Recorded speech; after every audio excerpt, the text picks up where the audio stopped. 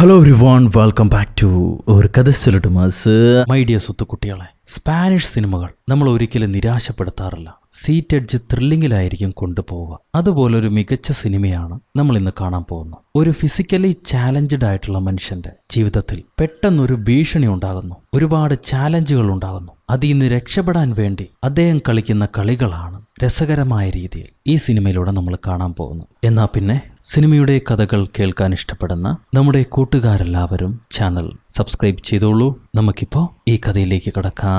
ഈ സിനിമയുടെ തുടക്കത്തിൽ ഒരു വീട്, അടുക്കിയും തുടക്കിയൊന്നും ചെയ്യാത്ത പൊടി പിടിച്ച് കിടക്കുന്ന ഒരു വീട്. ആ വീട്ടിൽ വയസ്സായ ഒരു പട്ടിയുണ്ട്. ആ വീടിന്റെ ബേസ്മെന്റിൽ ഒരാള് പലതരം ഇലക്ട്രോണിക്സിൽ പണിയെടുത്തുകൊണ്ടിരിക്കുന്നു. അയാളുടെ നേരം പോക്ക് അത് മാത്രമാണ്. പുള്ളി ഫിസിക്കലി ചാലഞ്ച്ഡ് ആണ്. 2 കാലുകൾക്കും ചലനശേഷിയില്ല. ദിവസം മുഴുവൻ വീട്ടിൽ തന്നെയാണ് ആള്. ഇങ്ങനെ ഇലക്ട്രോണിക്സിൽ എന്തെങ്കിലും പണിതുകൊണ്ട് ആ ദിവസത്തിലെ സമയം ചെലവഴിക്കും. അയാളുടെ പട്ടി പ്രായമായതുകൊണ്ട് തന്നെ നടക്കാൻ കഴിയാതെ, അനങ്ങാൻ പറ്റാതെ വേദന സഹിച്ച് ജീവിച്ചുകൊണ്ടിരിക്കുകയാണ്. സോ അതിന് ഇനിയും വേദന കൊടുക്കണ്ട, രക്ഷപ്പെടുത്താൻ വല്ല മാർഗമുണ്ടോ, അല്ലെങ്കിൽ വേദനയില്ലാതെ കൊന്നുകളയാൻ വല്ല മാർഗമുണ്ടോ എന്നയാള് മൃഗ ഡോക്ടറോട് ചോദിച്ചിട്ട് നെറ്റിലും സെർച്ച് ചെയ്യും. അങ്ങനെ അവസാനം കുക്കീസിൽ വിഷം കലർത്തി കൊടുത്തിട്ട് അതിന് വേദനയില്ലാതെ കൊന്നുകളയാൻ അങ്ങേര് തീരുമാനിക്കുകയാണ്. ഈ സമയത്താണ് ആരോ വന്ന് കതകില് മുട്ടുന്നത്. നോക്കുമ്പോൾ ഒരമ്മയും കുഞ്ഞും. നിങ്ങൾ ഈ വീടിന്റെ മുകൾ ഭാഗം വാടകയ്ക്ക് കൊടുക്കുകയാണെന്ന് പരസ്യം കൊടുത്തിരുന്നല്ലോ, അത് കണ്ടിട്ട് വന്നതാണെന്ന് അവര് പറയും. അപ്പൊ ഹീറോ, നിങ്ങൾ വരുന്നതിന് മുന്നേ ഒന്ന് വിളിക്കണ്ടേ, ഇങ്ങനെ നേരിട്ട് വരികയാണോ ചെയ്യുക, എന്തായാലും കണ്ടിട്ട് പോയിക്കോളൂ എന്ന് പറഞ്ഞ് പുള്ളി ആ സ്ഥലമൊക്കെ കാണിച്ചു കൊടുക്കുന്നുണ്ട്. വീടിനകത്ത് കയറിയ ഉടനെ ആ കുഞ്ഞ് ഹീറോയുടെ പട്ടിയെ താലോലിക്കാൻ നോക്കും. പക്ഷെ അതിന് ഇഷ്ടപ്പെടുന്നില്ല. ഈ വീട് അമ്മയ്ക്കും മോൾക്കും കാണിച്ചു കൊടുക്കുന്നുണ്ടെങ്കിലും ഒരു കുടുംബത്തിന് താമസിക്കാൻ പറ്റിയ സ്ഥലമല്ല, അതുകൊണ്ട് തന്നെ നിങ്ങൾക്ക് ചേർന്ന സ്ഥലമല്ല, കണ്ടിട്ടൊന്നും കാര്യമില്ല എന്ന് ഹീറോ പറയുന്നുണ്ട്. അത് വകവെക്കാതെ അമ്മയും മോളും മുകളിലേക്ക് കയറിപ്പോകുന്നു. അവര് കണ്ടിട്ട് വന്നിട്ട് പറയും, ഞങ്ങൾക്ക് ഇഷ്ടമായി, ഞങ്ങൾ എത്രയും പെട്ടെന്ന് ഇങ്ങോട്ട് താമസം വരികയാണ്, എന്റെ സാധനങ്ങൾ തൊട്ടടുത്ത് തന്നെയുണ്ട്, ഞാനത് എടുത്തിട്ട് വരാം, മറ്റൊന്നും പറയണ്ട, ഞാൻ ഇവിടെ തന്നെ താമസിച്ചോളാം എന്ന് പറഞ്ഞിട്ട് ആ അമ്മ ഇറങ്ങിപ്പോകും. സോ ഈ കുക്കീസ് പട്ടിക്ക് കൊടുക്കുന്നതിന് മുന്നേ ഈ ഒരു സീൻ നടന്നുകൊണ്ട് തന്നെ ഒന്ന് വെയിറ്റ് ചെയ്യാന്ന് പറഞ്ഞിട്ട് ഹീറോ ആ കുക്കീസ് മാറ്റി വെക്കുകയാണ്. എടുത്ത് ക്ലോക്ക് ബോക്സിനകത്ത് വെക്കും. അവിടെ നിന്ന് കട്ട് ചെയ്ത അടുത്ത സീൻ കാണിക്കുന്നത് ഈ അമ്മയും കുഞ്ഞും ഹീറോയുടെ വീട്ടിലേക്ക് താമസം വന്നു. എന്നിട്ട് അവൾ എന്താ ചെയ്യണേന്ന് വെച്ചാൽ ഈ വീട് മുഴുവനായിട്ടുള്ള സാധനങ്ങളെല്ലാം അടുക്കി പെറുക്കി വെക്കുന്നു, വൃത്തിയാക്കുന്നു. ഹീറോയുടെ സാധനങ്ങളും അടുക്കി പെറുക്കി വെക്കുന്നു. അതിന്റെ ആവശ്യമൊന്നുമില്ല, എനിക്ക് കൂട്ടിനല്ല ആളെ വിളിച്ചു വരുത്തിയത്, താൻ മോളിൽ താമസിക്കുകയാണെങ്കിൽ താമസിച്ചിട്ട് മിണ്ടാതെ പൊക്കോന്ന് പറയും ഹീറോ. അപ്പൊ ആ പെണ്ണ്, ഞാൻ ഈ വൃത്തിയാക്കുന്നതുകൊണ്ട് നിങ്ങൾക്ക് കുഴപ്പമൊന്നുമില്ലല്ലോ, ഞാൻ ദ്രോഹമൊന്നും ചെയ്യുന്നില്ല, വൃത്തിയാക്കിയിട്ട് മിണ്ടാതെ പൊക്കോളാം എന്ന് പറയും. എന്നിട്ട് അവളെക്കുറിച്ചുള്ള ഓരോരോ കാര്യങ്ങൾ പറയുകയാണ്. ഹീറോയ്ക്ക് താല്പര്യമൊന്നുമില്ല, നിങ്ങളെക്കുറിച്ച് പറയില്ല, എന്നാൽ ഞാൻ എന്നെക്കുറിച്ച് പറയാം. ഞാൻ എന്തായാലും കൂടെ താമസിക്കുന്ന ആളാണല്ലോ, ഞാനൊരു ഡാൻസറാണ്, സ്ട്രിപ്പറാണ് ഇവിടുത്തെ ബാറിൽ. എന്റെ കൂടെ ഉള്ളത് എന്റെ മോളാണ്. ഭർത്താവ് എന്നേ ഞങ്ങളെ വിട്ടുപോയി, ഞാനും മോളും കൂടിയാണ് ഇപ്പൊ ജീവിച്ചു പോകുന്നത്. അതൊന്നും എനിക്ക് പ്രശ്നമല്ല, എനിക്കൊന്നും അറിയണ്ടെന്ന് പറഞ്ഞ് ഹീറോ ബേസ്മെന്റിലേക്ക് ഇറങ്ങിപ്പോകും. പുള്ളിക്കാരൻ പോയി കഴിഞ്ഞിട്ടാണ് ഈ പെണ്ണ് കാണുന്നത്. ഹീറോയുടെ പേരിലേക്ക് ഒരു ലെറ്റർ വന്നിട്ടുണ്ട്. വലിയ കടത്തിലാണ് ഹീറോ. ആള് കുറെ ഇലക്ട്രോണിക്സ് ഒക്കെ റിപ്പയർ ചെയ്യും. എന്നിട്ട് ഗാർഡനിൽ വന്നിരുന്ന് സിഗരറ്റ് വലിക്കും. ഇതാണ് പണി. ഗാർഡനൊക്കെ ആണെങ്കിൽ കാട് പിടിച്ച് കിടക്കുകയാണ്. അപ്പോഴാണ് തന്റെ മോളെ കാണാനില്ല എന്ന് പറഞ്ഞിട്ട് അമ്മ പെണ്ണ് വീട്ടിൽ നിന്ന് ഇറങ്ങി വരുന്നത്. മോൾക്ക് ഇങ്ങനെ എവിടെയെങ്കിലും പോയി ഒളിക്കുന്ന സ്വഭാവമുണ്ട്. അങ്ങനെ മോൾ അന്വേഷിച്ച് വന്ന് ഈ ഗാർഡനൊക്കെ അമ്മ പരിശോധിക്കുമ്പോൾ അവിടെ ഇടിച്ചു പൊളിഞ്ഞ് കത്തിക്കരിഞ്ഞൊരു കാറിന്റെ ബോഡി ഈ അമ്മ കാണുന്നുണ്ട്.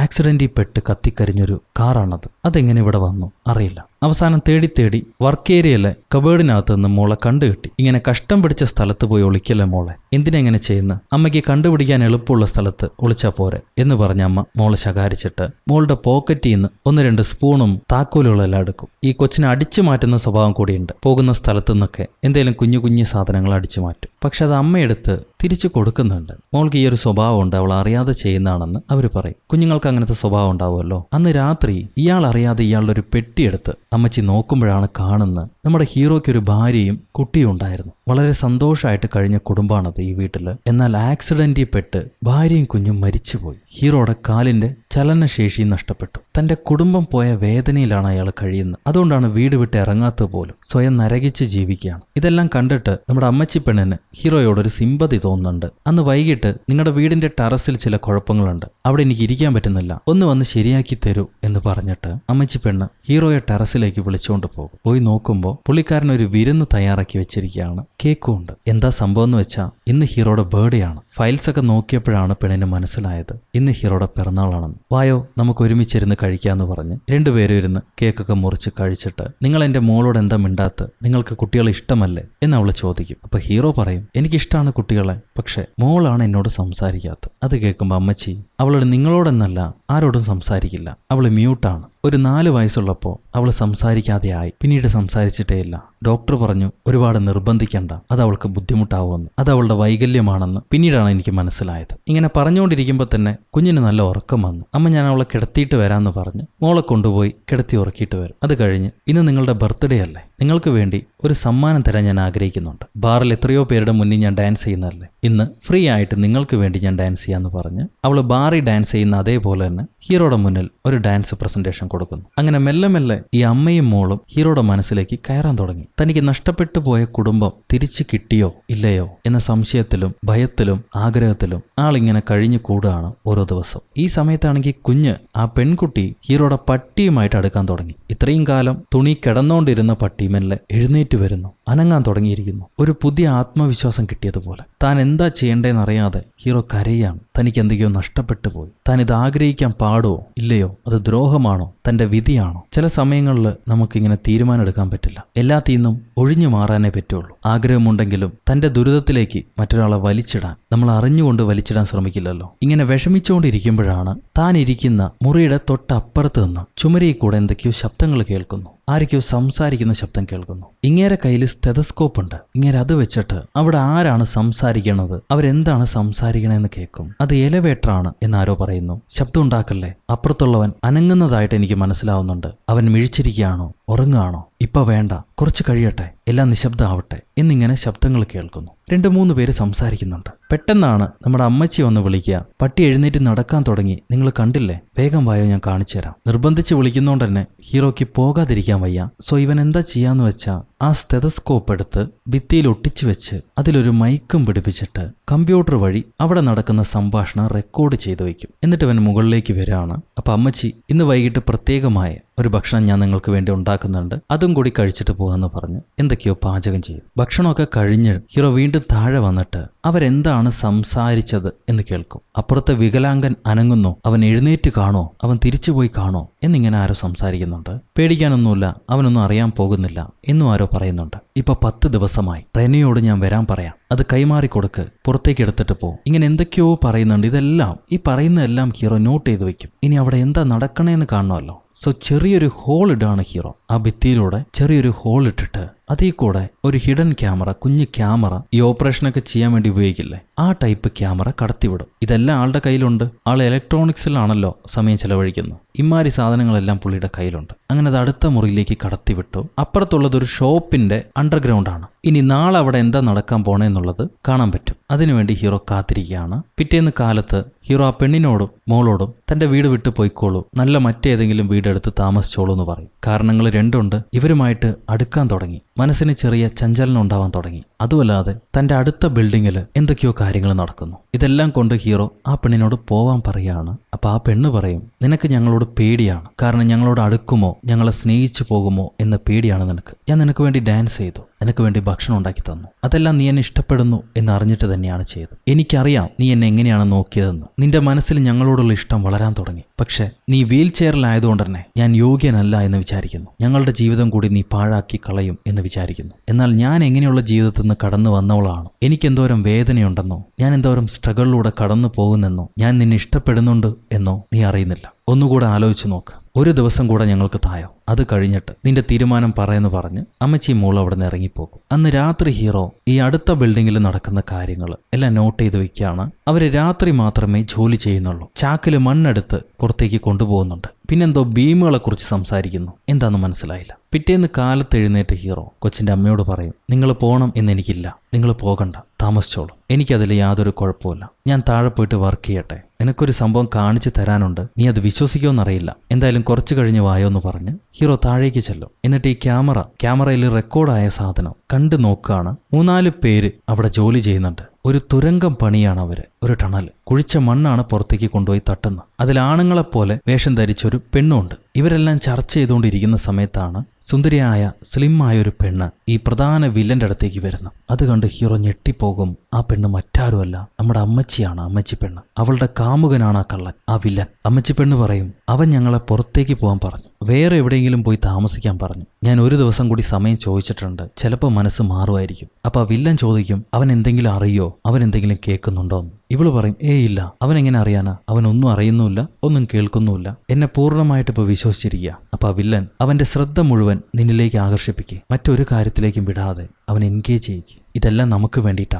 ഇത് കഴിഞ്ഞാൽ ഞാൻ നിന്റെ അടുത്തേക്കല്ലേ ഓടി വരുന്നു. ഇവര് തമ്മിൽ ചെറിയ വഴക്കൊക്കെ ആവുന്നുണ്ട്. നിനക്ക് എന്നോട് ശ്രദ്ധയില്ല, നീ ഞങ്ങളെ നോക്കുന്നില്ല, നിനക്ക് എന്നെ ഇഷ്ടമുണ്ടായിരുന്നെങ്കിൽ നീ ആ വികലാംഗന്റെ കൂടെ എന്നെ പറഞ്ഞു വിടുമായിരുന്നു. അതിനാ വില്ലൻ പറയും, അവനെ കൊണ്ട് എന്ത് ചെയ്യാൻ പറ്റും, അവനോ കാലിന് ബലമില്ലാത്തവൻ, അവൻ കാരണം നിനക്ക് ഉപദ്രവം ഉണ്ടാവില്ല, നിന്റെ അത്രയും മയക്കാൻ മറ്റൊരാൾക്ക് കഴിവില്ല എന്നറിഞ്ഞുകൊണ്ട് തന്നെയാണ് ഞാൻ നിന്നെ പറഞ്ഞു വിട്ടത്. ഇത് നമുക്ക് വേണ്ടിയിട്ടല്ലേ എന്നും പറഞ്ഞ് ഒരു ഉമ്മയും കൊടുത്ത് അവൻ അവളെ പറഞ്ഞു വിടും. ഇത് കണ്ട് ഹീറോ ഷോക്കായിട്ട് നിൽക്കുമ്പോഴാണ് നമ്മുടെ അമ്മച്ചി പെണ്ണ് വന്ന് വിളിക്കുന്നത്. എന്താ നിങ്ങൾ എനിക്ക് കാണിച്ചു തരാമെന്ന് പറഞ്ഞ് എന്താ സംഭവം എന്ന് ചോദിക്കുക അവള് മോളിന്ന്. രാത്രി ആ വില്ലനുമായിട്ട് സംസാരിച്ചിട്ട് വന്നവളാ, രാവിലെ ഒന്നും അറിയാത്ത പോലെ. അപ്പൊ ഹീറോ ആ ഷോക്ക് പുറത്ത് കാണിക്കാതെ, ഞാൻ യൂട്യൂബിലൊരു വീഡിയോ കണ്ടിരുന്നു, അത് കാണിക്കാന്ന് പറഞ്ഞതാ, വലിയ കാര്യമൊന്നുമില്ല, ആ വീഡിയോ കൊള്ളില്ല, കാണണ്ട, കുഞ്ഞു മുകളിലുണ്ടോ, ഞാനിപ്പോ കുഞ്ഞിന്റെ അടുത്തേക്ക് വരാന്ന് പറഞ്ഞു ഹീറോ എഴുന്നേറ്റ് കുഞ്ഞിന്റെ അടുത്തേക്ക് പോകും. അത് കഴിയുമ്പോൾ അന്ന് രാത്രി ഈ കുഞ്ഞ് ഹീറോയുടെ അടുത്തേക്ക് വരുന്നുണ്ട്. പേടിച്ചിട്ടായിരിക്കും, എന്താ സംഭവം എന്നറിഞ്ഞില്ല. കുറച്ചു കഴിഞ്ഞ് ആ കുഞ്ഞ് ഇറങ്ങിപ്പോകും. രാവിലെ ഹീറോ വീണ്ടും ആ വീഡിയോ എടുത്ത് കാണുന്നു. അതിൽ ഒരുത്തന്റെ കയ്യിൽ ഒരു ചെയിൻ വാച്ച് കെട്ടിയതായിട്ട് കാണാം. മുഖമൊന്നും നേരെ കാണുന്നില്ല. കുറച്ച് കഴിയുമ്പോൾ അമ്മച്ചിപ്പെണ്ണ് സാധനങ്ങൾ വാങ്ങിക്കാൻ വേണ്ടി ഇറങ്ങിപ്പോകുന്നുണ്ട്. മോളെ നോക്കിക്കോണേ, ഞാൻ പെട്ടെന്ന് പോയി തിരിച്ചു വരാമെന്ന് പറഞ്ഞിട്ട് ഇറങ്ങിപ്പോകും. മോളാണെങ്കിൽ ഹീറോയുടെ അടുത്ത് മിണ്ടുന്നില്ല. ഹീറോ ഓരോന്ന് ചോദിക്കുന്നുണ്ട്, നീ എന്താ വരയ്ക്കുന്നത്, എന്ത് കളറാ കൊടുക്കുന്നത്, എനിക്ക് കാണിച്ചു തരുമോ. അവൾ ഒന്നിനും ഒരക്ഷരം മിണ്ടുന്നില്ല. മിണ്ടാത്ത പെണ്ണാണല്ലോ, എന്നാൽ നോക്കെങ്കിലും ചെയ്യാം, അതും ചെയ്യുന്നില്ല. അപ്പോഴാണ് ഈ പെൺകുട്ടി മറിഞ്ഞിരുന്ന് പട്ടിയോട് സംസാരിക്കുന്നത് ഹീറോ കാണുന്നു. മിണ്ടാൻ വയ്യാത്ത പെൺകുട്ടി എന്താണ് ഈ പട്ടിയോട് കുശുകുശയെന്ന് പറയുന്ന അവളുടെ വായ അനങ്ങുന്നുണ്ട്. അതെന്താണെന്ന് അറിയാൻ വേണ്ടി ഹീറോ എന്താ ചെയ്യാന്ന് വെച്ചാൽ ഒരു മൈക്ക് ബെൽറ്റിൽ സെറ്റ് ചെയ്തിട്ട്, പട്ടി ബെൽറ്റ് സെറ്റ് ചെയ്തിട്ട് പട്ടിക്ക് കെട്ടിക്കൊടുക്കാൻ തീരുമാനിക്കും. ഈ സമയത്ത് റെക്കോർഡായ വീഡിയോയില് വില്ലന്മാരുടെ ഇടയിൽ ഒരു സംസാരം. ആ വില്ലന്മാരെ കൂടെ ഉണ്ടായിരുന്ന ഒരു ഹെൽപ്പർ ഏതോ ഒരുത്തൻ ആർക്കോ മെസ്സേജ് അയച്ചിട്ടുണ്ട്, ഇവരുടെ സ്ഥലം, ഇവരെവിടെയാണ് ജോലി ചെയ്യണേ എന്നുള്ള സ്ഥലം. 24-ാം തീയതിയാണ് ഇവര് പ്ലാൻ ചെയ്തിരിക്കുന്നത്. ലാസ്റ്റ് ഡേ കൊള്ളയടിക്കാൻ വേണ്ടി, അടുത്തുള്ള ബാങ്കിനെ കൊള്ളയടിക്കാൻ വേണ്ടി. ഇപ്പോഴാണ് ആ രഹസ്യം ഹീറോയ്ക്ക് മനസ്സിലാവുക. ഈ രഹസ്യം വില്ലന്മാരെ കൂട്ടത്തുണ്ടായിരുന്ന ഒരു ഹെൽപ്പർ മറ്റാർക്കോ മൊബൈലിലൂടെ മെസ്സേജ് അയച്ചിട്ടുണ്ട്. ഇവരവനെ വിളിച്ചടിച്ചിട്ട് മൊബൈൽ കാണിച്ചു കൊടുക്കും. നീ ആർക്കാടെ മെസ്സേജ് അയച്ചെന്ന് ചോദിക്കും. അവൻ പറയും, ക്ഷമിക്കൂ, എന്റെ കയ്യിൽ ഫോൺ ഉണ്ടായിരുന്നു, ഫോൺ ഞാൻ എടുത്തു എന്നുള്ള കാര്യം മറന്നുപോയി, ഞാൻ ആർക്കും മെസ്സേജ് അയച്ചിട്ടില്ല, ആരോടും ഒന്നും പറഞ്ഞിട്ടില്ല. ഇവരവനെ കെട്ടിവെക്കും. സത്യം പറയും, ഞങ്ങൾ അറിഞ്ഞു, നീ മെസ്സേജ് അയച്ച കാര്യം ഞങ്ങൾ അറിഞ്ഞു, നിന്റെ ഫോൺ ചെക്ക് ചെയ്തു, ആർക്കാണ് നീ അയച്ചത്. അപ്പൊ അവൻ സത്യം പറയും, അവന്റെ കാമുകിക്കാണ് ഇവൻ എവിടെയാണ് എന്താണ് ചെയ്തുകൊണ്ടിരിക്കണേ എന്നുള്ള മെസ്സേജ് അയച്ചത്. അവള് വിഷമിക്കണ്ട, എത്രയും പെട്ടെന്ന് തിരിച്ചു വരും എന്നറിയിക്കാൻ വേണ്ടിയിട്ടാണ് അവൻ ആ മെസ്സേജ് അയച്ചത്. അവള് പുറത്താരോടും പറയില്ല, ഇനി വേണമെങ്കിൽ അവളുമായിട്ടുള്ള ബന്ധം ഞാൻ അവസാനിപ്പിക്കാം, എന്നെ കൊല്ലരുതേ എന്ന് പറഞ്ഞ് അവൻ കരയും. പക്ഷെ വില്ലൻ വിടില്ല. ഒരു മുള്ളാണി എടുത്ത് അവന്റെ തൊടയെ കുത്തുന്നുണ്ട്. ഹീറോ ആണെങ്കിൽ പേടിച്ച് വിറച്ച് പോലീസിനെ വിളിക്കാൻ നോക്കുകയാണ്. വിളിക്കണോ വേണ്ടയോ എന്ന് പറഞ്ഞ് കൺഫ്യൂഷനിൽ നിൽക്കുമ്പോൾ വില്ലൻ, ഇവൻ ഇനിയിപ്പോൾ എന്താ ചെയ്യുക, നമ്മുടെ എല്ലാ കാര്യങ്ങളും പുറത്തു പറഞ്ഞല്ലോ, നമുക്കിവൻ എന്താ ചെയ്യുക, ഞാൻ ആലോചിക്കട്ടെ എന്ന് പറഞ്ഞ് തിരിഞ്ഞിട്ട് ചെറിയൊരു മഴുക്കുത്തുണ്ട്, അതെടുത്ത് അവന്റെ മണ്ടയിലേക്ക് ഒരൊറ്റ വെട്ട കൊന്നുകളഞ്ഞവൻ. കൂടുണ്ടായിരുന്ന ഹെൽപ്പറെ കൊന്നുകളഞ്ഞു. എന്നിട്ട് ബാക്കിയുള്ളവന്മാരോട് പറയും, ആ പെൺകുട്ടിയെ വിടരുത്, ഇവന്റെ കാമുകിയെ, അവൾക്ക് മെസ്സേജ് അയച്ചുകൊണ്ടേയിരി, നമ്മൾ ഇവിടുന്ന് പുറത്തു പോകുന്നവരെ ഇവൻ അയക്കുന്നത് പോലെ മെസ്സേജ് അയച്ചുകൊണ്ടേയിരി, അത് കഴിഞ്ഞ് നമുക്ക് അവളെ എന്താ ചെയ്യാൻ തീരുമാനിക്കാം, ഇപ്പൊ പ്രശ്നങ്ങൾ വേണ്ട. ഈ കൊലപാതകം കണ്ട് ഞെട്ടിത്തരിച്ചിരിക്കുകയാണ് ഹീറോ. എന്നാൽ അപ്പൊ പോലീസിനെ വിളിക്കുന്നില്ല. അവന്റെ മനസ്സിൽ എന്താണ് പ്ലാൻ എന്നറിഞ്ഞില്ല. അത് കഴിഞ്ഞ് പിറ്റേന്ന് ഈ മൈക്ക് സെറ്റ് ചെയ്ത ബെൽറ്റ് അങ്ങേര് പട്ടിക്ക് കെട്ടിക്കൊടുക്കുന്നുണ്ട്. അപ്പോഴാണ് ഈ പെണ്ണിനൊരു മെസ്സേജ് വരുന്നത്. ആരോ അയക്കുന്ന മെസ്സേജാണ്. ഒരുപക്ഷെ ഹീറോയെ എൻഗേജ് ചെയ്തു നിർത്ത്, അവന്റെ ശ്രദ്ധ മാറ്റല്ലേ, അവനെ താഴേക്ക് പറഞ്ഞു വിടല്ലേ എന്ന മെസ്സേജ് ആയിരിക്കും അത്. കാരണം ഇവൾ എന്തൊക്കെയോ കോപ്രായം കാണിച്ച് അവന്റെ ശ്രദ്ധ അവളിലേക്ക് ആകർഷിപ്പിച്ച് പല കാര്യങ്ങളും സംസാരിക്കുന്നു. അവൾ ശ്രദ്ധ തിരിക്കുകയാണെന്ന് ഹീറോയ്ക്ക് അറിയാം. എന്നാലും അവളുടെ ചേഷ്ടകൾ അവൻ ഇഷ്ടപ്പെട്ടു. അവളുടെ കൂടെയുള്ള നിമിഷങ്ങൾ അവൻ ഇഷ്ടപ്പെടുന്നുണ്ട്. ഇങ്ങനെ കുറച്ചു നേരം സംസാരിച്ചു കഴിഞ്ഞ പെണ്ണിന് പെട്ടെന്ന് തല ചുറ്റാൻ തുടങ്ങും. ഞാൻ ഒരുപാട് ഡ്രിങ്ക്സ് കഴിച്ചും തോന്നുന്നു, വലിച്ചും തോന്നുന്നു, എന്റെ തല ചുറ്റുന്നു, ഞാൻ പോയി കിടക്കട്ടെ എന്ന് പറഞ്ഞ് അവള് നടക്കാണ്. മുകളിലേക്ക് പോകണ്ട, എന്റെ മുറി തന്നെ കിടന്നു എന്ന് പറഞ്ഞു ഹീറോ അവളെ തന്റെ മുറി തന്നെ കിടത്തും. കിടന്ന പെണ്ണിന് ശക്തി ക്ഷയിക്കുമ്പോൾ ഇവൻ ഇഞ്ചക്ഷൻ കുത്തിവെക്കുകയാണ്. നീ എന്താ ഈ ചെയ്യുന്നത്, എന്നെ എന്താ ഈ ചെയ്യുന്നത്, എന്നെ പീഡിപ്പിക്കാൻ പോവുകയാണോ, നിനക്ക് എന്താണ് വേണ്ടത് എന്ന് പതിഞ്ഞ സ്വരത്തിൽ അവൾ ചോദിക്കുമ്പോൾ ഹീറോ പറയും, നീ ഇവിടെ എന്താ ചെയ്തുകൊണ്ടിരിക്കണേന്ന് എനിക്കറിയാം, അതറിഞ്ഞിട്ടാണ് ഞാൻ നിന്നെ ബന്ധിതയാക്കാൻ പോകുന്നത്. ഇത് കേട്ട അമ്മച്ചി പെണ്ണ്, അവന്മാര് നിന്നെ കൊന്നുകളയും, നിനക്കറിയില്ല നീ എന്താ ചെയ്യണേന്ന്, സാധാരണപ്പെട്ടവരല്ല അവര്, മനസ്സിലാക്കുക. അപ്പൊ ഹീറോ, നീ കുറച്ചു നേരത്തേക്ക് ഉറങ്ങാൻ പോകുന്നു, മറ്റൊന്നും പറയണ്ട, മോളെവിടെ, എന്റെ മോളെവിടെ, നിന്റെ മോൾക്കൊന്നും സംഭവിക്കില്ല, അവള് സേഫ് ആയിട്ട് ഇവിടെ തന്നെയുണ്ട്, ഞാൻ അവളെ നോക്കാം, നീ കിടന്നു എന്ന് പറഞ്ഞ് ഹീറോ അവളെ ഉറക്കിയിട്ട് കൈകാലുകൾ കെട്ടിവെക്കും. ഈ സമയത്ത് വില്ലന്മാരില് ആ ലേഡിയില്ലേ, അണിനെ പോലെ വസ്ത്രം ധരിച്ച ലേഡി, അവളാണ് ടെക്നിക്കൽ കാര്യങ്ങൾ ഇവർക്ക് പറഞ്ഞു കൊടുക്കുക. എങ്ങനെയാണ് ലോക്കർ തുറക്കേണ്ടതെന്നും ഏത് വഴിയാണ് ടണലിൽ പോവുക, എങ്ങനെയാണ് തറ പൊട്ടിച്ച് അകത്തേക്ക് കയറുക, ഇതെല്ലാം പറഞ്ഞു കൊടുക്കുന്ന അവളാണ്. അതിൽ ബോക്സ് 747, 748 ഈ 2 ബോക്സ് നമ്പറുകൾ തുറക്കാൻ പാടില്ല, അതിൽ തൊട്ട് കഴിഞ്ഞാൽ അലാം അടിക്കും. ഗഡ്മാൻ എന്ന് പറഞ്ഞ ഒരാളാണ് ഇവർക്ക് ഈ ജോലി ഏൽപ്പിച്ചിട്ടുള്ളത്. ഇവരെ ഈ റോബറി ചെയ്യാൻ നിർദ്ദേശിച്ചത് അയാളാണ്. അയാൾ ഒരു പോലീസുകാരനാണ്. അയാൾക്ക് ആ ബാങ്കിനെ കുറിച്ച് എല്ലാം അറിയാം. എല്ലാം അറിഞ്ഞുകൊണ്ടാണ് അയാൾ ഇവർക്ക് ഈ ജോലി ഏൽപ്പിച്ചിരിക്കുന്നത്. ഇവരുടെ കയ്യിൽ ഒരു ചെറിയ ബോംബും കൂടിയുണ്ട്. അത് ബാങ്കിന്റെ തറ പൊളിക്കാൻ വേണ്ടിയിട്ടാണ്. ടണൽ തുറന്നകത്ത് പോയിട്ട് നേരെ ബാങ്കിന്റെ അടിയിൽ ചെന്ന് ബാങ്കിന്റെ തറ പൊളിക്കാൻ വേണ്ടിയിട്ടാണ് ഈ ബോംബ് ഉണ്ടാക്കിയിരിക്കുന്നത്. അതിന്റെ സ്വിച്ച് ദൂരെ നിന്ന് ഇവർക്ക് കൺട്രോൾ ചെയ്യാം. ബാങ്കിനകത്തേക്ക് 3 പേരാണ് പോകേണ്ടത്. അതിലൊരാള് ഈ ലേഡിയും പോണെന്ന് വില്ലൻ പറയും. കാരണം അവളില്ലെങ്കിൽ മറ്റവന്മാര് എന്തെങ്കിലും കുഴപ്പം കാണിച്ചാലോ. അങ്ങനെ അവരുടെ പ്ലാനിങ് എല്ലാം പക്കയായിട്ട് നടക്കുകയാണ്. പിറ്റേന്ന് രാവിലെ ഹീറോ നമ്മുടെ അമ്മച്ചി പെണ്ണിനോട് ചോദിക്കും, നീ ഒരു അമ്മയല്ലേ, ഒരു കുഞ്ഞ് നിന്റെ കയ്യിലുണ്ട്, അവനൊരു ക്രിമിനലാണ്, എന്നിട്ട് എന്തിനാണ് നീ അവനെ സ്നേഹിക്കുന്നത്, അവനെ പ്രതീക്ഷിക്കുന്നത്? ഇത് കേട്ട് അമ്മച്ചി പറയും, അവൻ എടുത്തു ചാടുന്ന സ്വഭാവമേ ഉള്ളൂ, പക്ഷെ ആരും ഉപദ്രവിക്കില്ല, അവനൊരു ബാഡ് പേഴ്സൺ അല്ല, അവൻ എന്നെ ഇഷ്ടമാണ്, എൻ്റെ മോളെ ഇഷ്ടമാണ്, എൻ്റെ മോൾക്ക് നല്ലൊരു അച്ഛനായിരിക്കും അവൻ. ഇത് കേട്ട ഹീറോ, നിന്റെ മോൾക്ക് നല്ലൊരു അച്ഛനായിരിക്കും അവൻ ആരെയും ഉപദ്രവിക്കില്ലെന്നോ, നീ തെറ്റിദ്ധരിച്ചിരിക്കുകയാണെന്നും പറഞ്ഞ് വില്ലൻ ഒരാളെ വെട്ടിക്കൊല്ലുന്നില്ലേ, ആ വീഡിയോ ഹീറോ നമ്മുടെ അമ്മച്ചി പെണ്ണ് നായികയ്ക്ക് കാണിച്ചു കൊടുക്കും. അത് കാണിച്ചു കൊടുത്തിട്ട് ഇവൻ മോളുടെ അടുത്തേക്ക് വന്നിട്ട് പറയും, അമ്മയ്ക്ക് സുഖമില്ല, അതുകൊണ്ട് അമ്മ എൻ്റെ മുറിയിലാണ് കിടക്കുന്നത്, നിനക്ക് വേണ്ട സമയത്ത് ചെന്ന് കാണാം, കുഴപ്പമൊന്നുമില്ല, നീ പേടിക്കാതെ, എന്നോട് എന്ത് വേണമെങ്കിലും പറഞ്ഞോ എന്ന് ഹീറോ ആ കൊച്ചിനോട് പറയും. ആ കുഞ്ഞ് ഇനിയും പേടിച്ചിരിക്കുകയാണ് ഹീറോയെ.